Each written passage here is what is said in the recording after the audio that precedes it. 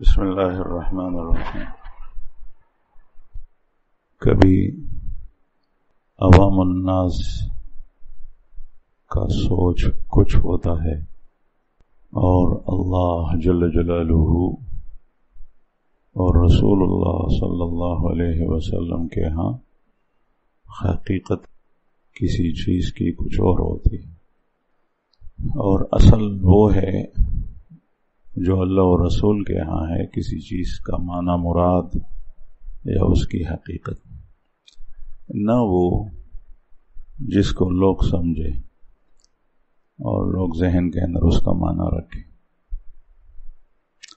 آپ صلی اللہ علیہ وسلم نے دعا مانگی ہے، اللہم احیینی مسکینا و امیتنی مسکینا واحشرنی فی زمرۃ المساکین۔ اللہم احیینی مسکینا و امیتنی مسکینا واحشرنی فی زمرۃ المساکین۔ یا اللہ، مجھے مسکین زندہ رکھ اور مجھے موت دے مسکینوں کے ساتھ، اور مجھے قیامت میں اٹھا مساکین کے ساتھ۔ مات جوندم د مسکنت راکے، مرگم د مسکنت راکے، اور بقیامت میں پاسے د مسکینانو سره دا خوب پیغمبر صلی اللہ علیہ وسلم دعا غوستی، اللہم احیینی مسکینا، اے اللہ مجھے زندگی دے مسکینوں والی، و امیتنی مسکینا، اور مجھے موت دے مسکینوں والی، واحشرنی فی زمرۃ المساکین، اور مجھے مسکینوں کی جماعت میں اور ان کے طائفے میں مجھے اٹھا۔ آپ صلی اللہ علیہ وسلم نے یہ دعا مانگی۔ مسکین سے مراد وہ ہے جس میں عاجزی ہو اللہ کے ہاں۔ یہاں پر مسکین سے مراد وہ ہے جس کے پاس دنیا کا ساز و سامان نہ ہو، لیکن اس کا دل اللہ جل شانہ کے ساتھ لگا ہوا ہو، اور اللہ کی محبت اور اللہ کے تعلق کی بنیاد پر اس کا دل بادشاہوں سے بھی آگے ہو، وہ مسکین مراد ہے۔ اور آپ صلی اللہ علیہ وسلم نے دعا اس لیے مانگی ہے کہ ایسے لوگوں کے اندر تواضع ہوتی ہے، عاجزی، اور تواضع اور عاجزی اللہ جل جلالہ کو بھی پسند اور رسول اللہ صلی اللہ علیہ وسلم کو بھی پسند۔ بعض لوگوں کو بہت اچھے لوگ مل جاتے ہیں، بس میں سیٹ کے اوپر مل گیا، جہاز میں مل گیا، کسی ہوٹل میں مل گیا، حج اور عمرے کے سفر میں مل گیا، لیکن یہ مالدار ہے، وہ آدمی مسکین ہے، اس کے ساتھ اس کی بندی نہیں کہ میں اور یہ ہم دونوں کہاں جمع ہو سکتے ہیں۔ ایسے موقع پر آپ صلی اللہ علیہ وسلم اس سے خوش ہوتے تھے۔ کسی مسکین کے ساتھ دوستی بنی، اس کے ساتھ رفاقت بنی، اس کے ساتھ سفر ہوا، اس کے ساتھ میرا گھر ہے، میرے پڑوس کے اندر ہے، تو آپ صلی اللہ علیہ وسلم عاجزی کو پسند کرتے تھے۔ حدیث مبارک میں آتا ہے، من تواضع للہ رفعہ اللہ، من تواضع للہ رفعہ اللہ، جس نے اللہ کے لیے عاجزی اختیار کی تو اللہ اس کو بلند کرے گا، اٹھائے گا۔ اور اس کے مقابلے میں جس شخص نے تکبر اختیار کیا، اللہ جل شانہ اس کو یہ زمین پر دے مارے گا، نیچے اس کو گرائے گا۔ ہر سور د پریوتو دے، جو اپنے آپ کو اونچا سمجھتا ہے اللہ اس کو نیچے کرتا ہے، اور جو اپنے آپ کو نیچے سمجھتا ہے سب سے آخر میں، سب سے معمولی، اللہ جل شانہ اس کو اٹھاتا ہے۔ ایک ہے وہ حالت کہ آدمی احساس کم تری کے اندر مبتلا ہو جائے، یہ مسکنت اور تواضع نہیں ہے۔ احساس کمتری یہ ہے کہ میں صحبت کے اندر بیٹھا لیکن میں تو سب سے زیادہ گیا گزرا ہوں، یہ سارے لوگ مجھ سے سمجھتا نہیں ہے، لیکن دوسرے لوگوں کا سلوک اور معاملہ اپنے ساتھ یہ سمجھتا ہے کہ یہ میں لوگوں کی نظروں میں سب سے گرا ہوا آدمی، اس لیے مجھے بٹھایا گیا بھی پیچھے، مجھے آگے کسی نے جگہ نہیں دی، مجھے کسی نے بلایا نہیں۔ احساس کمتری تکبر کی شاخ ہے، یہ تواضع ہرگز نہیں ہے۔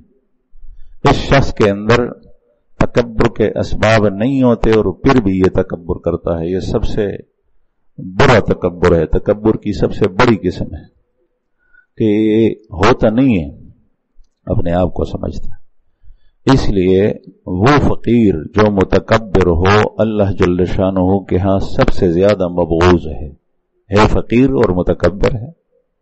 اس کی وجہ یہ ہے کہ اس کے اندر تکبر کا کوئی سبب بھی نہیں ہے، لیکن یہ پھر بھی تکبر کرتا ہے۔ تکبر کا سبب تو ہو۔ وہ بوڑھا جو زنا کے تصور میں، زنا کے خیال میں معاشرے کے اندر چلتا پھرتا ہے، وہ بوڑھا اللہ جل شانہ کو سب سے زیادہ ناپسندیدہ ہے، مبغوض ہے۔ اس کی وجہ یہ ہے کہ اس کے اعضاء کمزور پڑ گئے ہیں، لیکن اس کے باوجود یہ بری عادت سے یہ ہٹا نہیں، اللہ جل شانہ کو سب سے زیادہ یہ مبغوض ہے۔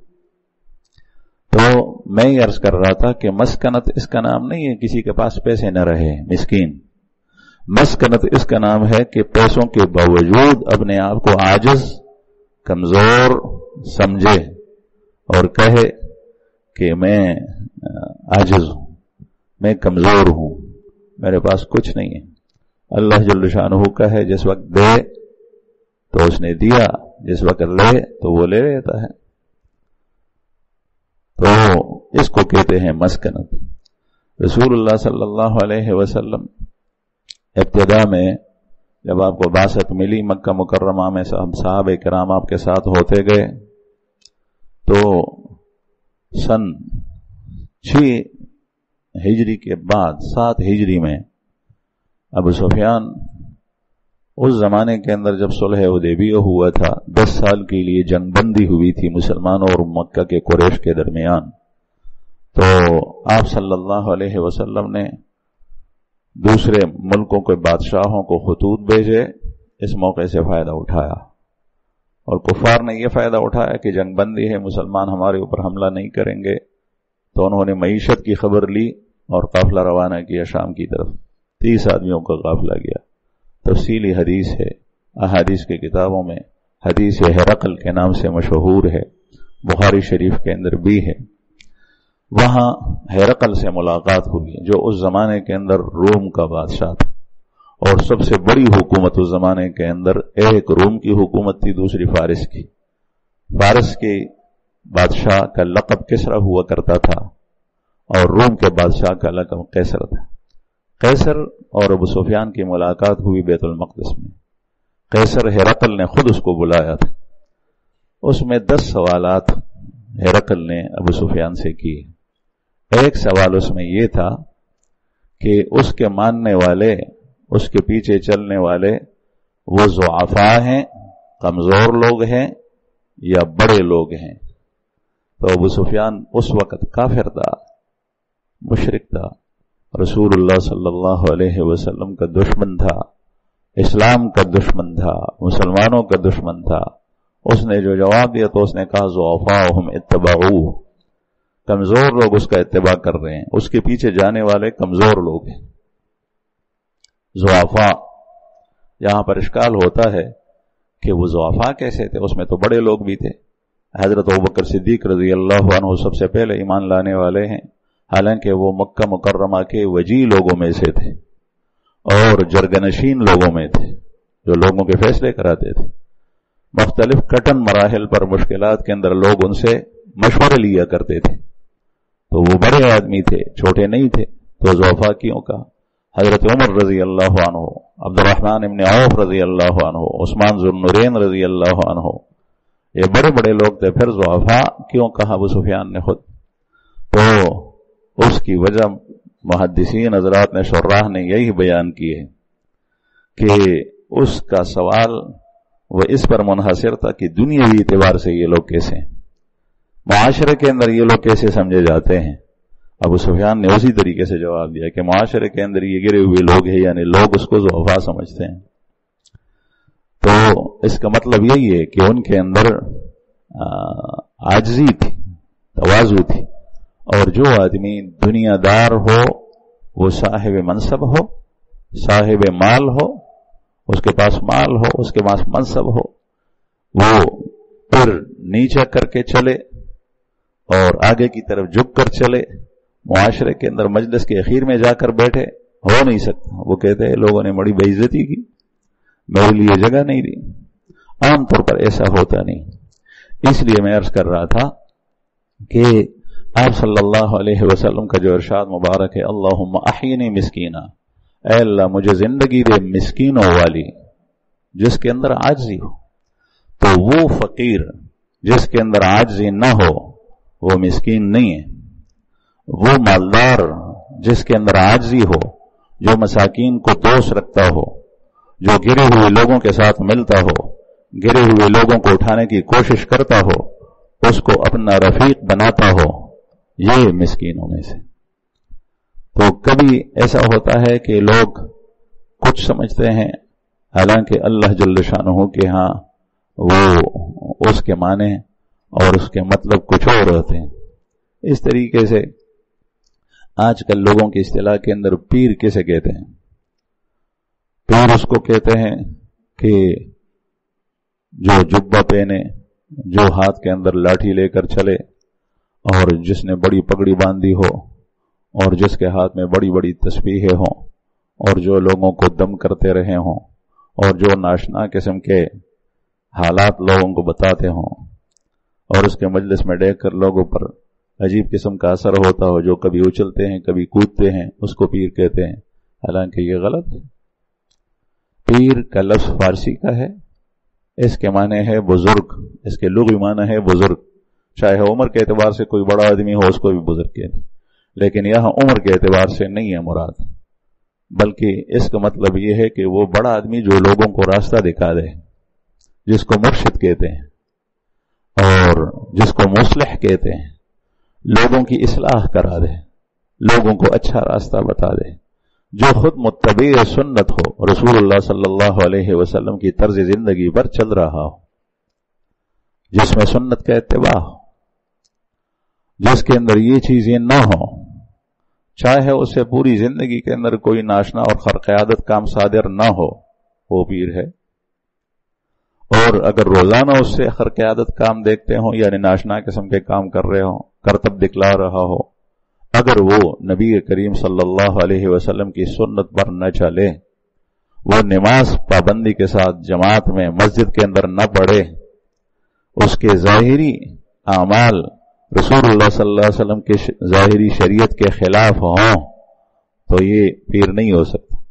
ظاہری شریعت اس کے لیے کسوٹی ہے، کسی پیر کو پرکھنے اور جانچنے کے لیے کہ یہ ہے یا نہیں۔ اللہ جل شانہ نے یہی چیز بتائی۔ بعض لوگ کہتے ہیں عبدالرحمن بابا کے بارے میں کہ وہ چرس پیتے تھے، جھوٹ بولتے ہیں، بکواس کرتے ہیں۔ صوفی اور پیر وہ چرس پیے، چرس تو حرام ہے، وہ نشہ کرے، نشہ تو حرام ہے۔ چرس پینے والا پیر نہیں ہوتا، چرس پینے والا تو حرام کا مرتکب ہے۔ ہمارے بزرگوں میں ایک بزرگ گزرے ہیں، شیخ عبدالحق رحمہ اللہ، مدینہ منورہ میں رہتے تھے۔ رسول اللہ صلی اللہ علیہ وسلم کی زیارت ہوتی تھی روزانہ، رسول اللہ صلی اللہ علیہ وسلم کی زیارت ہوتی تھی خواب میں روزانہ۔ خواب میں آپ صلی اللہ علیہ وسلم کی زیارت ہونا یہ سعادت ہے، لیکن ایمان کے ساتھ، یہ بشارت ہے لیکن ایمان کے ساتھ۔ ایمان نہ دارد تو نیرا خواب کسی کو کچھ بھی فائدہ نہیں دیتا۔ ایک آدمی بے نمازی ہے، وہ اچھے اچھے خواب دیکھتا ہے، وہ کہتا ہے کہ مجھ جیسے کوئی اور نہیں، اس لیے کہ میں روزانہ حج اور عمرہ دیکھتا ہوں خواب کے اندر، میں دیکھتا ہوں میں خانہ کعبہ چلا گیا، حجر اسود کو چوم لیتا ہوں، خانہ کعبہ کا طواف کرتا ہوں، آپ نماز پڑھتے ہیں بے شک، لیکن آپ تو اس طریقے سے خواب نہیں دیکھتے۔ تو ان خواب دیکھنوں سے، فقط خواب دیکھنے سے کچھ بھی نہیں ہوگا۔ ہاں، خواب ایمان کے ساتھ ہو تو اس میں بشارت ہے، انسان کے لیے خوشخبری ہے، سعادت ہے۔ ایک مرتبہ رسول اللہ صلی اللہ علیہ وسلم کے پاس صحابہ کرام بڑے پریشانی کے عالم میں آئے۔ انہوں نے سوال کیا کہ یا رسول اللہ، ہمیں کوئی پریشانی پیش آتی ہے، کوئی مشکل کٹن مرحلہ پیش آتا ہے، کوئی خفقی کی بات آتی ہے تو ہم آپ صلی اللہ علیہ وسلم کے پاس آتے ہیں، آپ کی طرف سے ہمیں تسلی ملتی ہے، ہمیں اور ہمارے دل کو بہت سکون ملتا ہے، ہم واپس جاتے ہیں۔ آپ نہ ہو تو پھر ہم کس کے پاس جائیں؟ تو آپ صلی اللہ علیہ وسلم نے ارشاد فرمایا کہ پھر مومن کی تسلی کے لیے سچے خواب ہوں گے۔ الرؤیا الصالحہ، الرؤیا الصادقہ، الرؤیا الصالحہ یراہ المسلم او ترا لہو، پھر سچے خواب ہوں گے کہ مسلمان دیکھے گا یا مسلمان کے لیے کوئی اور دیکھے گا۔ آپ نے خود دیکھا، آپ بظاہر شریعت کے اوپر عمل پیرا ہیں، آپ کے لیے یہ خواب بشارت ہے، تسلی کا باعث ہے۔ یا آپ نے تو نہیں دیکھا لیکن آپ کے محلے میں، آپ کے دوست و احباب میں، آپ کے جاننے والوں نے میں سے کسی نے دیکھا اور وہ آپ کو کہتے ہیں کہ میں نے آپ کو دیکھا کہ آپ سفید کپڑے پہنے ہوئے ہیں اور آپ خانہ کعبہ کا طواف کر رہے ہیں، آپ کو میں نے اوپر دیکھا آپ اڑ رہے ہیں، آپ سمندر میں صاف پانی کے اندر تیر رہے ہیں، آپ پہاڑوں کی چوٹی کے اوپر جر کر جو ہے وہ سیر کر رہے ہیں، یہ ساری کی ساری بشارتیں ہیں، اس سے آپ کو خوش ہو جانا چاہیے۔ تو خواب وہ بشارت ہے، لیکن ان لوگوں کے لیے جو صاحب ایمان ہو۔ اگر عمل نہ ہو، نئے خوابوں سے کچھ بھی نہیں ہوتا، چاہے روزانہ آپ مکہ اور مدینہ دیکھیں، عمرہ اور حج دیکھیں، طواف اور سعی کرتے رہیں، اس سے کوئی بھی فائدہ نہیں ہوگا، اس لیے کہ آپ کا عمل رسول اللہ صلی اللہ علیہ وسلم کے طرز زندگی کے خلاف ہے۔ یہ میں بتاتا ہوں اس لیے کہ لوگوں نے آج کل کچھ سمجھا ہے، حالانکہ حقیقت کچھ اور ہوتی ہے۔ تو کسی کی مجلس میں اچھلنا کودنا یہ اس کی پیری کی قوت کی علامت نہیں ہے کہ یہ مضبوط پیر ہے۔ کسی کے اوپر کچھ اثرات کا ہو جانا، کسی کے اوپر توجہ ڈالنا، جس کو آج کل بعض اصطلاحات میں ہپنوٹزم بھی کہتے ہیں، اور ہندوؤں کے اندر وہ یہ چیزیں زیادہ ہوتی ہے۔ توجہ مصنوعی کسب سے، محنت سے سیکھی جاتی ہے، پھر جب کسی پر نظر ڈالتے ہیں تو اس پر اچانک اثر ہوتا ہے۔ ایک توجہ مومن کی ہوتی ہے کہ مومن اللہ کا ولی کسی کو دیکھے اور کسی کی طرف نظر کرے اور وہ دل کے اندر اللہ سے مانگے کہ یا اللہ یہ شخص کتنا حسین پیدا کیا آپ نے، اس کو آپ سیدھے راستے کے اوپر لائیے۔ جب یہ دیکھتا ہے تو وہ آ جاتا ہے، تو یہ اللہ جل شانہ کرتا ہے، یہ بندہ صرف اتنا کرتا ہے کہ اس کی طرف دیکھتا ہے۔ ہمارے اکابرین کے ہاں توجہ کی حقیقت یہ ہوتی ہے، ہندوؤں کے ہاں بھی توجہ ہوتی ہے، وہ دیکھتے ہیں اور ایسے غور کر دیکھتے ہیں، اور اس کو بھی کہتے ہیں کہ تو اپنے ذہن کو خالی کر میری طرف دیکھ، اور یہ بھی اس کی طرف دیکھتا ہے، تو پھر اپنے توجہ کے اندر اس کے اوپر کچھ اثر ڈالتا ہے، اس لیے کہ اس کا دل تو خالی ہے۔ خالی ذہن، آدمی کے ذہن کے اندر آپ جو بھی ڈالنا چاہے ڈال سکتے ہیں، اور اس کی اس نے مشق کی ہوئی ہے۔ پھر لوگ کہتے ہیں کہ میں تو اس کے پاس 6 سال جاتا رہا، اس سے میں نے کوئی چیز نہیں دیکھی، وہاں پیر صاحب کے پاس گیا، پہلی فرصت کے اندر میں نے اس سے یہ چیز دیکھی، جب میں وہاں گیا تو میری حالت بدلی۔ اب اس کا نتیجہ کیا ہوا کہ اس پیر صاحب سے اگر یہ ہٹ گیا، کسی نے بتایا کہ یہ سنت کے اوپر عمل پیرا نہیں ہے، اس میں یہ خامی ہے، اس سے ہٹا، تو کئی سال تک مسلسل اس سے جادو کا اثر جاتا نہیں، اس پر کبھی کوئی دورہ پڑتا ہے، کبھی کوئی دورہ پڑتا ہے۔ اس کا مطلب یہ ہے کہ سارے کے سارے اثرات کسی اور چیز کے ہیں، شیطانی اعمال ہیں۔ یہ پیر نہیں ہوتا، پیر وہ ہوتا ہے جو آپ کو اچھا راستہ دکھائے۔ پھر یہ نہیں ہوتا کہ جس کے ساتھ لگ کر آپ کے مال کے اندر ترقی ہو، کاروبار میں ترقی ہو، دنیا کے اندر ترقی ہو، اور یہ چیز حاصل ہو جائے تو آپ اپنے گھر کے اندر جا کر بیٹھ گئے بس اس لیے کہ جو چیز مقصود تھی وہ تو مجھے حاصل ہو گئی. اور اگر نہیں ہوتا تو یہ پیر نہیں ہے، یہ غلط ہے. رسول اللہ صلی اللہ علیہ وسلم اللہ کے پیغمبر تھے، سب سے زیادہ سیدھا راستہ دکھانے والا اور سب سے بڑا لوگوں کا خیرخواہ اور لوگوں کا ہمدرد محمد رسول اللہ صلی اللہ علیہ وسلم، اس سے زیادہ کوئی نہیں.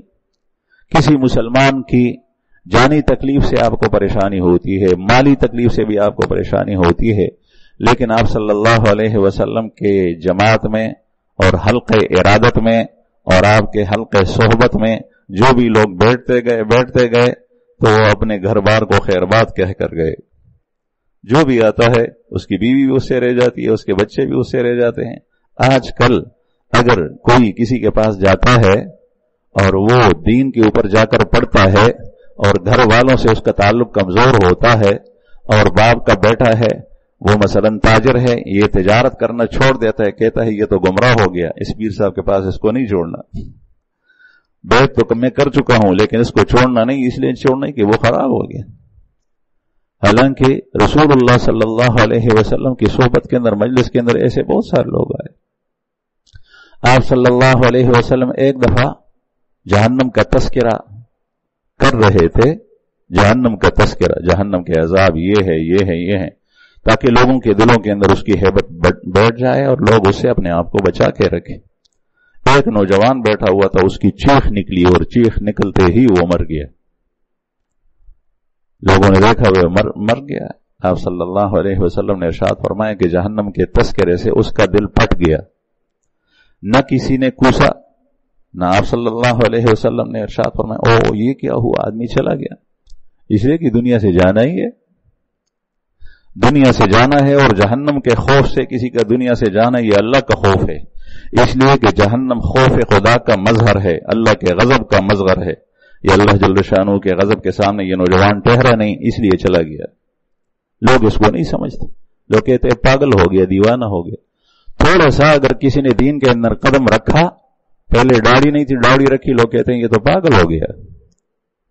نمازی ہو گیا، پہلے نماز نہیں پڑھتا تھا، کہتے ہیں پاگل ہو گیا، دنیا کا کاروبار اس سے چھوٹ جائے گا. دین کی طرف آ گیا، اس کی باتیں ٹھیک ہو گئی تو لوگ کہتے ہیں یہ تو عجیب. ایک دفعہ میرے پاس ایک نوجوان آیا، میں اس وقت درویش کے اندر تھا، اکیلا آیا. وہ مجھے کہتا ہے کہ میرا ایک بھائی ہے، اس پر جنات ہیں، تو آپ کے پاس میں اس کو لے آؤں. میں نے کہا کہ مجھے تو جنات کا علم نہیں ہے، آپ کسی عامل کے پاس لے جائیں. پھر مجھے کہا کہ آپ کو کون معلوم ہے؟ اس وقت میں نے کہا مجھے کوئی معلوم نہیں، اس لیے کہ لوگ تو بہت سارے لیکن بہت سارے خراب کرنے والے بھی ہیں. تو اس نے کہا کہ ہم لے آتے. میں نے کہا ٹھیک ہے لے آؤ. تو کل وہ لے کر آیا. اس سے میں نے پوچھا وہ کیا کرتا ہے؟ اس نے کہا ہمیں پورے گھر کو اس نے پریشان کر کے رکھ دیا ہے. تو کل وہ لے کے آیا، لیکن کل اس کے ساتھ 2 آدمی آئے، 3 آدمی تھے. ایک یہ تھا، ایک اس کا وہ بھائی تھا جس کے بارے میں وہ کہہ رہے تھے کہ یہ اس پر جن ہے، اور تیسرا ان کا ایک دوست تھا. یہ تینوں کالج کے لڑکے تھے، کالج میں پڑھتے تھے. تو میں نے ان سے کہا کہ تم باہر چلے جاؤ، پہلے تینوں آئے، پھر جس پر جن تھے اس کو میں نے کہا بیٹھ جاؤ. ان کو میں نے کمرے سے باہر کر دیا. اب ڈرتا بھی تھا اس لیے کہ مجھے تو جنات کا پتہ نہیں. تنہائی میں تھا اور وہ تھا کمرے میں. میں نے اس سے پوچھا کہ تمہیں کیا تکلیف ہے؟ تو اس نے سر نیچے کیا اور خاموش رہا. تو میں نے کہا یا اللہ خیر، خدایا خیر کیسی نہیں پما بانے دا پیریان کی ذکر جدی سڑی کو سر ٹیٹ کو جواب نہ رہا کہ جیسے چل رہے. تو ماوے جزا اس اللہ نے بخیر واڑو. کافی دیر کے بعد پھر میں نے اس سے کہا کہ بھئی مجھے بتاؤ تمہیں کیا تکلیف ہے؟ اس نے یہ جواب مجھے دیا مجھے کوئی تکلیف نہیں. اتنہائی حسین نوجوان تھا وہ، کھلے وہ نوجوان، شنڈش نشی ہوا گرے الہی لراغلی ہوا. میں نے کہا تجھے کوئی تکلیف نہیں؟ کہتے نہیں. میں نے کہا تو کیا دیکھتا ہے جاگتے ہوئے سوتے ہوئے؟ اس نے کچھ کہا کہ یہ لیکن بظاہر اس نے کوئی خرابی اور کوئی نقص کی بات نہیں بتائی. میں نے خوب اس کو ٹٹولا، اس سے پوچھا، سوالات کیے، اس نے کچھ نہیں کہا. کہتے ہیں مجھے کوئی تکلیف نہیں ہے، خاموش تھا، باتیں زیادہ نہیں کرتا. پھر میں نے اس کے بھائی کو بلایا، اس سے میں نے پوچھا کہ تم یہ مجھے میرے پاس لے کر آئے ہو، یہ تو ٹھیک ٹھاک آدمی ہے، آپ کہتے ہیں کہ اس پر جن ہے، کیسے ہیں؟ اس نے کہا اس نے پورے گھرانے کو پریشان کر رکھا ہے. میں نے کہا کیا پریشانی ہے؟ کہتے ہیں جیسے ہی اذان ہوتی ہے تو اذان کے وقت یہ اٹھتا ہے، جتنے بھی مرد ہیں سب کو کہتا ہے کہ مسجد چلے جاؤ، اور عورتوں کو کہتا ہے کہ نماز پڑھو. اور اگر ہمارے گھر میں ٹی وی ہے، ٹی وی کوئی کھولتا ہے، آن کرتا ہے تو کہتا ہے ٹی وی بند کرو. جو کوئی اس قسم کا کام کرتا ہے. تو میں نے کہا کہ یہ تو اچھی باتیں بتاتا ہے.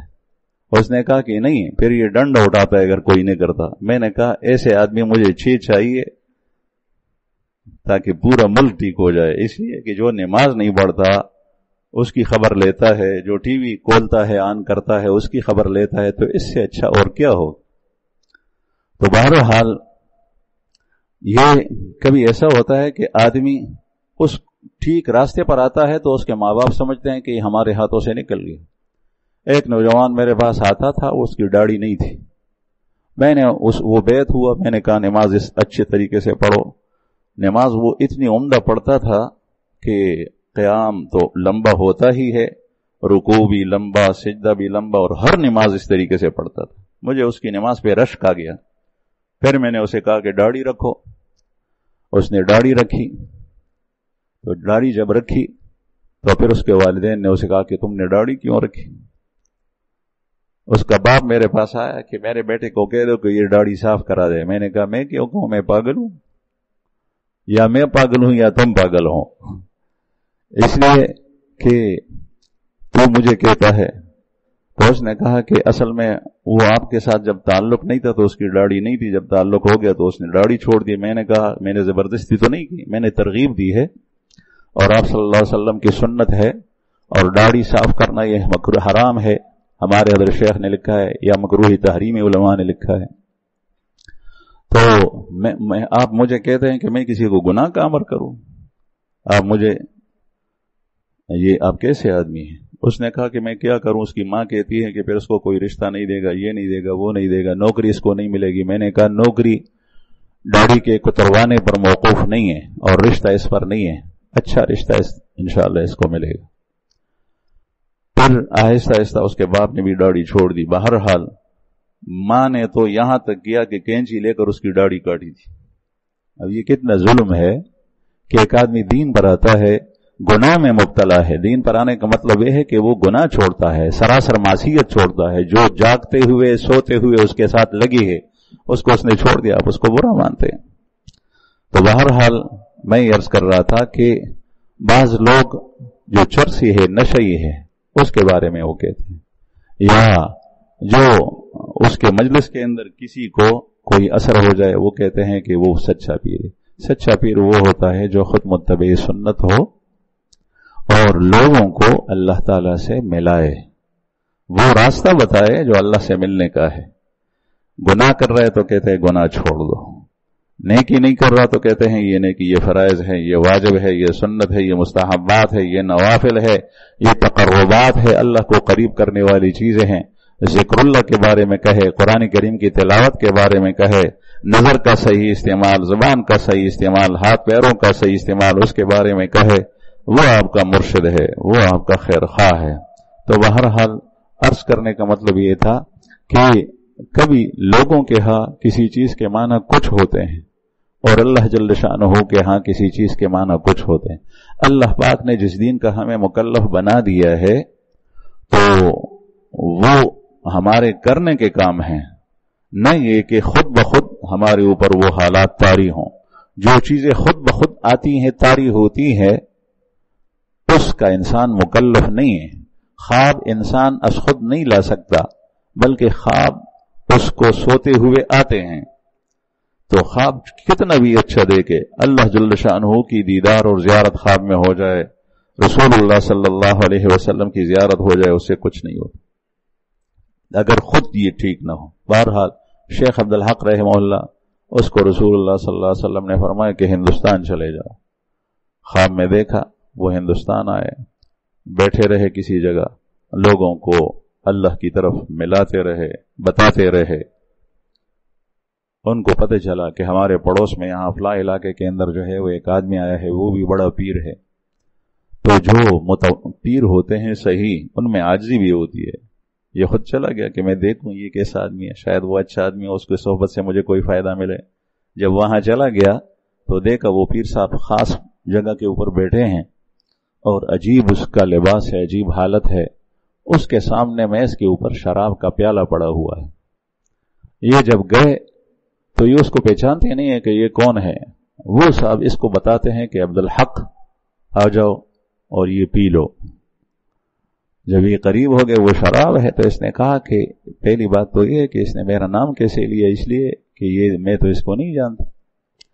दूसरी बात ये है कि इसने मुझे प्याले का कहा तो इसमें तो शराब है, मैं शराब कैसे पीऊं। तीसरी ये कि इस शख्स के सामने शराब कैसे पड़ा हुआ, ये पीर कैसे बन गई। तो इसने कहा कि ये तो शराब है, मैं शराब नहीं पीता। तो इन्होंने कहा कि ये शराब है, मैं शराब नहीं पीऊंगा। उन्होंने कहा कि नहीं पीता तो ख्वाब के अंदर जो रसूलुल्लाह सल्लल्लाहु अलैहि वसल्लम की ज़ियारत होती है मैं वो बंद कराऊंगा।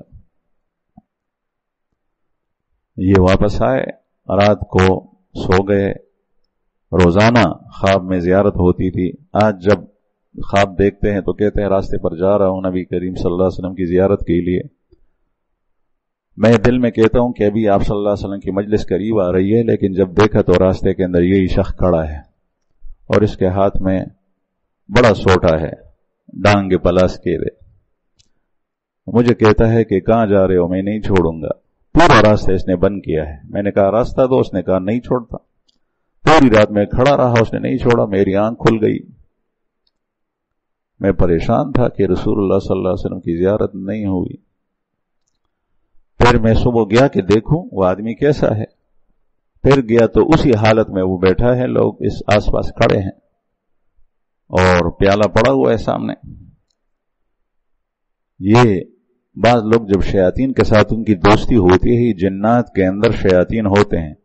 हर जिन शैतान नहीं होता और हर शैतान जिन नहीं होता। जिनों के अंदर मुसलमान भी होते हैं और खबीस भी होते हैं। जो खबीस होते हैं, गंदे आमाल कराने वाले, बताने वाले, सिखाने वाले, वो शयातीन कहलाते हैं। हर जिन शैतान नहीं होता और हर शैतान जिन नहीं होता, बल्कि बाज शयातीन जिनों में से हैं, बाज इंसानों में से हैं। तुम्हारा दोस्त, तुम्हारे मोहल्ले का आदमी, तुम्हारा पार्टनर, तुम्हारा शराकतदार, तुम्हारा तायाजाद, तुम्हारा चचाजाद, तुम्हारा फूफीजाद, तुम्हारा खालाजाद, वो शैतान होगा तेरे लिए। तो नशे को छोड़ेगा, वो तुझे कहता है कि नहीं इसमें ये मजा है, ये है, तूने चरस पीना छोड़ दिया है, वो फिर तुझे ला कर दे, ये तेरा शैतान है। तू नमाज पढ़ने मस्जिद आ रहा है, वो तुझे मुख्तलिफ किस्म की बातें बताकर नमाज से रोकता है, ये तेरा शैतान है। तू सूद को छोड़ बैठा है, वो तुझे सूद के बारे में मुख्तलिफ लेक्चर देकर फिर दोबारा आमादा करता है, ये तेरा शैतान है। तूने रिश्वत छोड़ी है, वो तुझे फिर रिश्वत के बारे में कहता है, ये तेरा शैतान है। तूने फिल्म बीनी औरतों के साथ ताल्लुक छोड़ दिया है, तौबा किया है, वो तुम्हें फिर इसी रास्ते पर लगा होता है, चाहे वो तुम्हारा रिश्तेदार और अजीज क्यों नहीं है, वो तुम्हारा शैतान है। उमूमन दुनियादारों से दोस्ती न रखे। दुनियादार का मतलब ये नहीं है कि जिसके पास पैसे हों। दुनियादार का मतलब ये है कि वो अल्लाह के मुकाबले में दुनिया चाहते हों, वो पैगंबर के मुकाबले में दुनिया चाहते हों, वो दीन इस्लाम के अहकाम के मुकाबले में दुनिया को पसंद करते हों, ये दुनियादार। तो ये दोस्ती होती है उनके साथ। फिर वो इनको कहते हैं कि हमारे साथ तेरी दोस्ती रहेगी, वो खबीस जिन उसको कहते हैं, तो तू ये काम न करना। मेरे पास इस किस्म के बहुत सारे मामले आए हैं, औरतों के, मर्दों के मेरे पास जो आए हैं, हालांकि मैं कुछ नहीं जानता। वो कहते हैं कि हमारी बहन है, हमारा भाई है, हमारा दोस्त है, उसको नमाज पढ़ने नहीं देता, उसको कुरान पढ़ने नहीं देता, उसको सूरह यासीन शरीफ की तिलावत से मना किया है, तिलावत कुरान से मना किया है। मैं कहता हूं ये शैतान है। आता है फरिश्ते की शक्ल में, चाहे किसी भी सूरत में आए, कुरान से मना करे, सुन्नतों से मना करे, नवाफिल से मना करे कि तहज्जुद नहीं पड़ी हमारी तेरी दोस्ती तब बनेगी, ये कतआन फरिश्ता नहीं है बल्कि ये शैतान है। इसलिए कि अल्लाह और अल्लाह का रसूल की तालीमात और उसकी तर्ज जिंदगी ये है कि आप सल्लल्लाहु अलैहि वसल्लम की तहज्जुद नहीं छूटती थी, और ये आपको ये कहता है तो ये शैतान। तो शराब पीने के बारे में कहे, चर्स पीने के बारे में कहे, वो तेरा पीर नहीं है, और अगर वो मर गया है तो तू इस पर झूठ बोल रहा है। वो अगर सच्चा पीर था, लोगों की उसने सच्ची रहनुमाई की, तू बकवास करता है। एक खुद गुनाह में मुब्तला है, दूसरी आपने बहतान बांधी है, और आप सल्लल्लाहु अलैहि वसल्लम ने बहुत सख्त बात इरशाद फरमाई है, जो किसी मुसलमान पर बहतान बांधे, फिर मुर्दा मुसलमान उसके ऊपर बहतान बांधे कि वो चर्स पीता था। बहरहाल इन्होंने फिर कहा कि मैं तो शराब नहीं पीता। उसने कहा फिर बंद करूंगा जियारत, फिर वापस गया। तीसरी, फिर दोबारा जियारत नहीं हुई। तीसरे दिन आए, फिर यही बातचीत हुई। फिर जब गए, रात को जा रहे थे नबी करीम सल्लल्लाहु अलैहि वसल्लम की जियारत के लिए, ये शख्स फिर खड़ा है बड़ा लकड़ लेकर और कहता है कि मैं तुझे नहीं छोड़ूंगा। तो उस वक्त इसके कानों में, शेख अब्दुल हक रहमतुल्लाह के कानों में रसूलुल्लाह सल्लल्लाहु अलैहि वसल्लम की आवाज मुबारक आई कि आप फरमाते हैं, सहाबा किराम बैठे हुए हैं, फरमाते हैं कि अब्दुल हक तीसरा दिन हो गया, नजर नहीं आ रहा। कैसे खुशकिस्मत लोग हैं, तीसरा दिन हो गया, अब्दुल हक नजर नहीं आ रहा। ये कहते हैं मैंने जैसे ही आवाज सुनी, मैंने कहा लब्बैक या रसूलल्लाह, मैं यहां पर हूं लेकिन ये आदमी मुझे छोड़ता नहीं। फरमाया कौन सा आदमी है? इसको कहो कि दुर, जिस तरह हम कुत्ते को कहते हैं कुरे, लटके हुआ तो हुआ है। जैसे ही मैंने कहा वो चला गया, रास्ता खुल गया। मैं गया, रसूलुल्लाह सल्लल्लाहु अलैहि वसल्लम की जियारत हुई, बड़ा खुश हुआ। 3 दिन के बाद जब रोजाना होती थी, फिर सुबह गया तो वहां जाकर देखा लोग बैठे हैं, पीर साहब नहीं है। मैंने पूछा लोगों से कि पीर साहब कहां गए? तो लोगों ने बताया कि वो तो अभी कमरे से निकले नहीं, आज बड़ी देर की उसने। मैंने कहा कौन सा कमरा है? कहते ये कमरा है। मैं भी इंतजार करता रहा। काफी देर के बाद जब वो निकला नहीं तो मैंने कहा यहां से कोई चीज निकली है? लोगों ने मुझे बताया कि हां, यहां एक सुराख है, उससे कुत्ता निकला है काले रंग का। तो मैंने कहा यही वो पीर साहब था तुम्हारा, और जादूगर था, साहिर था, और शहर की शक्ल में अपने आप को यूं बनाकर जो है वो निकला, बाहर चला गया। तो वो साहिर था, लोग उसको पीर समझते। आजकल बेनमाजी आदमी के पीछे लोग जाते हैं, नंगे के पीछे लोग जाते हैं, पता नहीं क्या कुछ होता है। बरमला खुल कर रसूलुल्लाह सल्लल्लाहु अलैहि वसल्लम की मासियत, और फिर लोग उसके पीछे चलते हैं। लोग पीरों के कब्रों के ऊपर ढोल बजाते हैं, गाने वो सुनवाते हैं, ढोल बजाते हैं, कहते हैं कि जियारत वाला खुश होगा। अगर वो नेक आदमी है तो वो कल क़यामत में अपनी फरियाद तुम्हारी तरफ से जो है वो लेकर मुकद्दमा अल्लाह ताला की अदालत में दायर करेगा। ये शख्स था जो मेरी कब्र के ऊपर आकर जो है वो मुझे नुकसान देता था, मुझे अज़ियतें देता था। तुम्हारे पास क्या जवाब होगा? तुम्हारी अपनी जिंदगी और अमाल खराब, फिर दूसरे का बोझ भी तुम्हारे कंधों के ऊपर लाद दिया जाएगा। इसलिए इंसान को चाहिए कि दीन सीखे। आप सल्लल्लाहु अलैहि वसल्लम ने इरशाद फरमाया सारे के सारे लोग हलाक हैं, जितने भी जाहिल दीन से नावाकिफ है, सिर्फ आलिम बचने वाले हैं। फिर इरशाद फरमाया कि सारे आलिम हलाक हैं, सिर्फ वो लोग बचने वाले हैं जो मुखलिस हैं, जो मुखलिस। और मुखलिसीन भी बहुत बड़े खतर के अंदर है। इखलास से अमल करने वाला, और इखलास यही तज़किये के तरीक में, तसव्वुफ के अंदर, अहलुल्लाह की सोहबतों के अंदर सीखा जाता है कि आदमी नेक अमल भी करे और नेक अमल अल्लाह के लिए भी करे, गुनाह भी छोड़े और गुनाह अल्लाह के लिए छोड़े। लोगों की शर्मिंदगी की वजह से नहीं कि लोग मुझे क्या कहेंगे कि मैं इस गुनाह के अंदर मुब्तला हूं। अल्लाह ताला हमें अच्छी बातों पर अमल करना नसीब फरमाए। आखिर दावाना